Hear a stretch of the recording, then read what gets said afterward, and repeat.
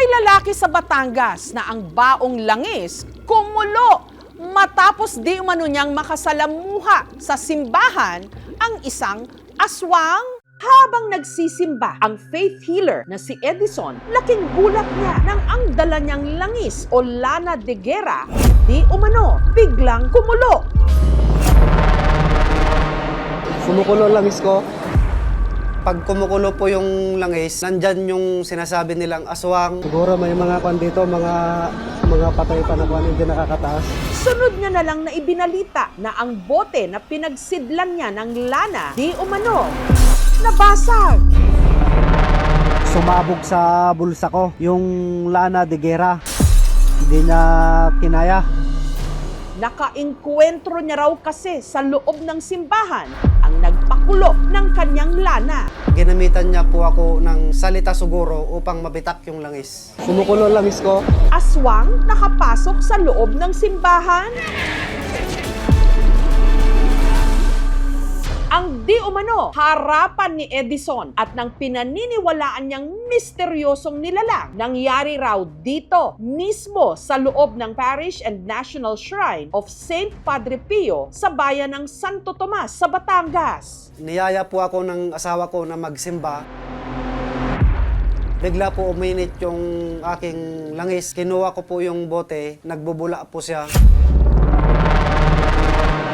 Pero habang papauwi raw sila ng kanyang misis, meron silang nakasalubong. Maliit lang po siya na babae. 30 hanggang 40 years old na kulot po yung buhok niya na hindi ko makita yung mukha niya kasi nakayuko siya. Huwag kang lalapit! Bigla na lang nagmamadaling naglakad na di mo naman marinig yung paa niya na tumatapak. Paghakbang ko ng 3 hakbang,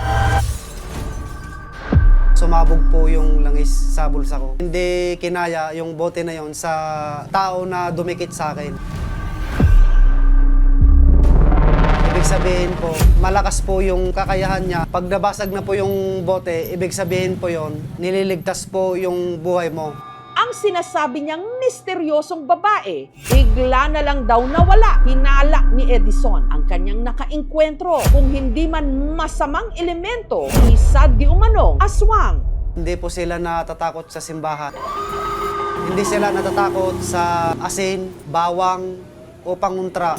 Ang kinakatakutan po nila ay langis na gawa ng mahal na araw. Ang lana de guerra na dala ni Edison, siya raw mismo ang gumawa. Gawa po yan ng nyog na walang mata, colors ng dagat, tapos 21 na hollow water na galing po sa simbahan, tubig po ng Diwata at Sierra Madre po.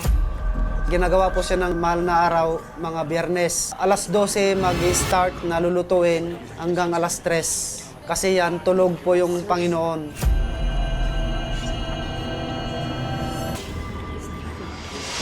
Isa sa kanyang mga suki ang kumpare niyang si Darius at ang misis nitong si Rose Ann na 7 buwan ng buntis. Yung lanang ibinigay niya sa akin ay pangontra sa kulam, barang, tsaka sa aswang. Ang lana, inilalagay raw nila malapit sa bintana at laking gulat daw nila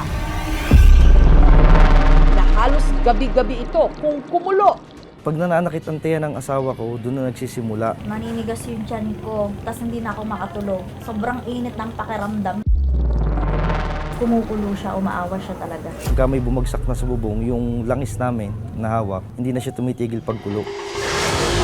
Aswang talaga yun. Yung asawa ko na lang lagi ang pinupuntahan niya. Pero dahil daw sa kanilang langis, Katulog naman ako na ng maayos. Ang lana niya talagang mabisa. maliban sa lana, gumagawa rin si Edison ng mga singsing na parang may taglay rin daw na gayuma. Gawa po ito ng dugo ng kalabaw. Dito po sa pinakamata niya, buhok po ito ng tumboy. Ito po ay pang life. Mas tatagal po yung relasyon nila. Ang singsing halina na gawa ni Edison ang siya raw sikreto ng matibay na pagsasama ng mag-asawang Telmo at Jaisel. Dahil pareho raw silang mga security guard, hindi nagtutugma ang kanilang mga schedule. Minsan day off siya tapos ako naman ay straight. Siyempre mag-isa lang ako sa bahay. Namimiss ko siya. Pero mula raw nung nagpagawa sila ng kanilang couple ring kay Edison, mas sumigla raw ang kanilang pagsasama. bagong suot namin yan. Parang bagong pagkakilala ulit namin. Bumalik ba yung sa umpisa? Kaya nga nandiyan yung sweetness ba? Parang lalo siyang napamahal sa akin. Nabiyayaan pa sila ng anak. Pinahalagahan ko na yung pagiging isang padre di pamilya. Kasi dati ma'am, parang binata. Kumbaga nung nasa akin na ito, priority ko ngayon ang pamilya ko. Ang bisa ng Lana de Guerra, tila nasubok sa kalagitnaan ng shoot ng aming team. Habang ini-interview kasi si Edison, ang aming segment producer, may napansin. Parang kumukulo po ata yun.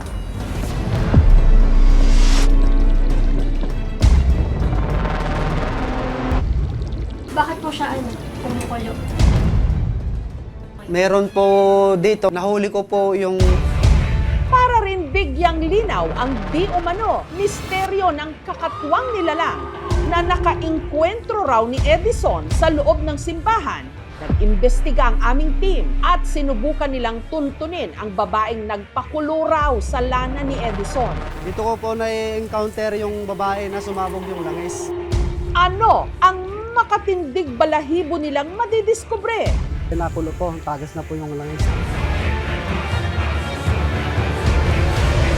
Susunod na! Sa videong ito ng faith healer mula Batangas na si Edison, makikita kung paanong ang dala niyang Lana de Guerra biglang bumula. Kumukulo langis ko. Pag kumukulo po yung langis, nandyan yung sinasabi nilang aswang. Siguro may mga kwan dito, mga patay pa na kwan, hindi nakakataas. Ayan o. Ang bote ng lana nabasag daw nung naka-face-to-face di umano ni Edison ang kakatwa raw nilalang sa loob mismo ng simbahan. Malakas po yung kakayahan niya. Sa kalagitnaan ng interview kay Edison, ang aming segment producer may napansin. Parang kumukulo po ata yun. Lalo na nasa gitna. Kumukulo nga po. Bakit po siya kumukulo? Meron po dito sa era, nahuli ko po yung duwende na yon.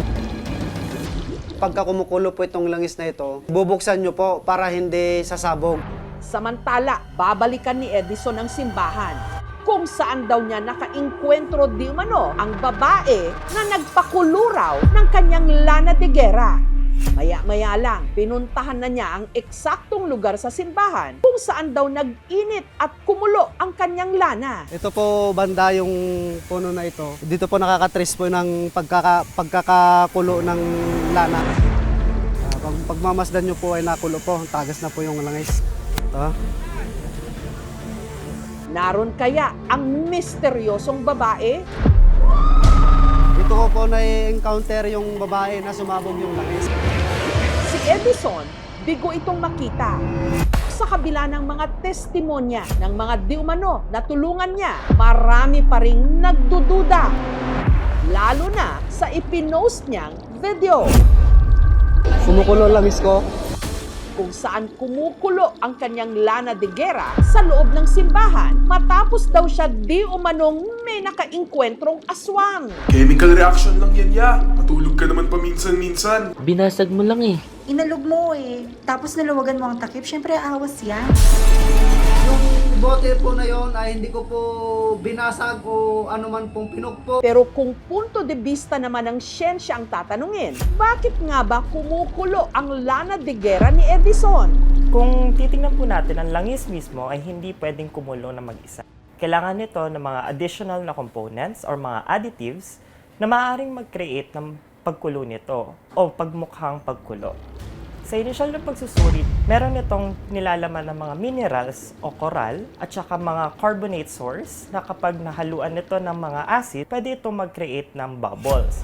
Maaring magmukhang pagkulo ng oil kung siya ay nasa isang tight container. Yung mga nagsasabi din po na nilagyan ko po ng acid, dyan po kayo nagkakamali. Ang gawa ko po ay wala pong daya, malinis po yung konsensya ko. Yung mga gantong klaseng pananggap ay nagmula pa bago pa dumating ang mga Kastila. May pagkakataon po na sila ay kumakapit na lang din po doon sa mga gantong mga bagay or sa mga anting-anting or mga singseng, no? Kung saan, kumbaga ito yung magdadala sa kanila ng parang naswerte, no? Upang hindi sila mapahamak. Kumukulo langis ko.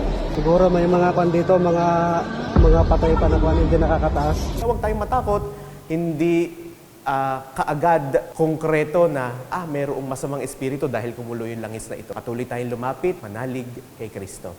Sa isang relihiyosong bansa na hitik din sa mga kwentong kakatwa, Kumukulo langis ko. mapapatanong ka na lang talaga, alin nga ba ang mas malakas, ang ating pananampalataya o ang mga matandang paniniwala?